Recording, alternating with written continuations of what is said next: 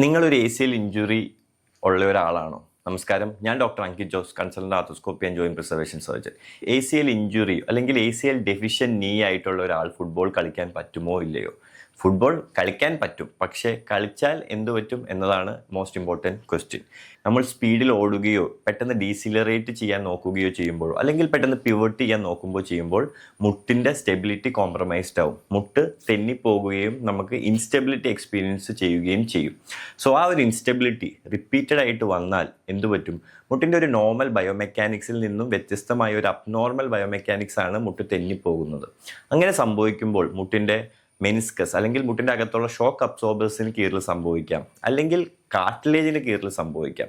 എപ്പോഴാണ് അത് സിഗ്നിഫിക്കൻ്റ് ആകുന്നത്? നമുക്ക് ഒരു ACL ഡെഫിഷ്യൻ്റ് ഉള്ള ഒരു മുട്ടിന് വേദന അനുഭവപ്പെടുകയോ മുട്ടിന് ലോക്ക് ആകുകയോ ചെയ്യുന്നു, അല്ലെങ്കിൽ മുട്ടിന് റിപ്പീറ്റഡ് ആയിട്ട് എഫ്യൂഷൻ വരികയോ ചെയ്യുമ്പോൾ അത് സിഗ്നിഫിക്കൻ്റ് ആയിട്ട് എടുക്കുകയും ചെയ്യണം. So I would suggest ACL deficient knee ഉള്ള ഒരാൾ ഫുട്ബോൾ കളിക്കുന്നത് നല്ലതല്ല. മുട്ടിൻ്റെ ലൈഫോ അല്ലെങ്കിൽ വേറെ ഇഞ്ചുറി വരാനുള്ള കാരണത്തിന് ഭയങ്കര കൂടുതലാണ്. For further such health tips, follow me.